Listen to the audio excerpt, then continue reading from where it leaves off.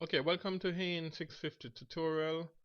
This is a brief introduction to data analysis toolpack, and you may be wondering what is data analysis toolpack. And essentially, the summary of it is that it's a powerful statistical processing portion of Microsoft Excel. The challenge with it is that most machines will not have it activated. To know if it's activated, if you hit on the data tab, you should see data analysis here. If it's not activated, it's not a problem. It's a pretty easy process. You click on file, then you go to options, click on add-ins, then check to see that Excel add-ins is selected here. Then you hit on go. Then you want to check the analysis toolpack and hit OK. Then you will see the data analysis appear here if you are on the data tab. Now what does this do? Let's say we have this set of data, which is the ages of kids in a play area, and you wanted to find the mean. You can find the mean by using the average function that Excel carries, and that's no problem. What if you wanted to find the mode? Similarly, you'd find the mode, you give it the range of numbers, and Excel spits out the mode. And there are several other statistical analysis that you could perform. The data analysis toolpack, however, is a shortcut to do several different types of analysis. If you hit on data analysis, you will see a whole host of possible analysis tools. The analysis tools will make more sense once you have gone further in the course and you understand what some of these things mean.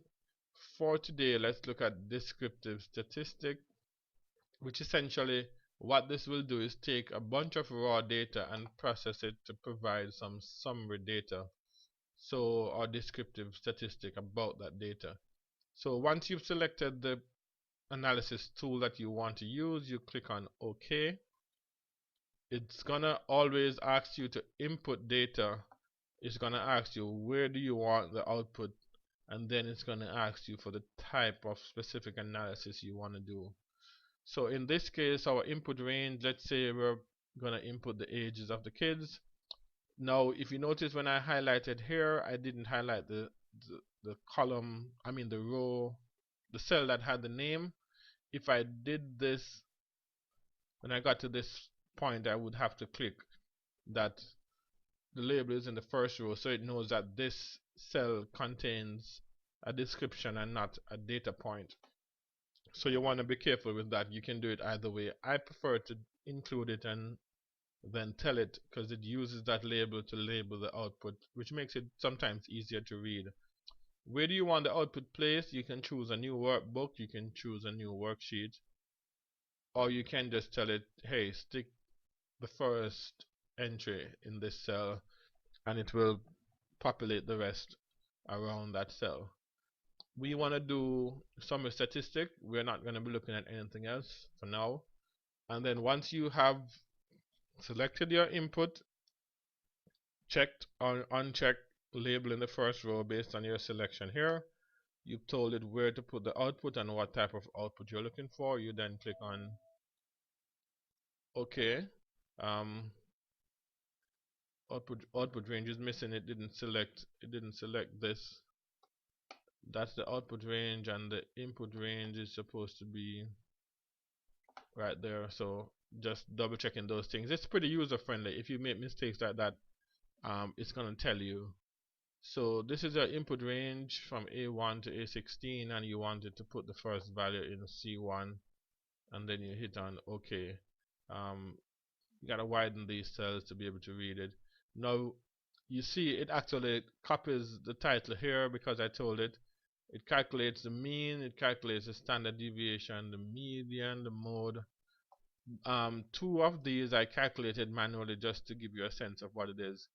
Everything else it actually does automatically. So you see how simple it was to get up to 13 descriptive analysis from a set of data at the click of a mouse.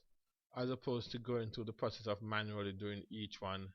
There will be times when you need to do stuff manually, and then there are times when you can do it wholesale. But even if you're not interested in all of these 13 statistical analysis results, you can still do this and extract the ones that you want. So essentially, that's what data analysis is. It does a lot more, and you absolutely want to become comfortable with this. Alright, so please feel free to go ahead and ask any questions you have. Um, thank you for watching, and this has been a brief introduction to data analysis toolpack.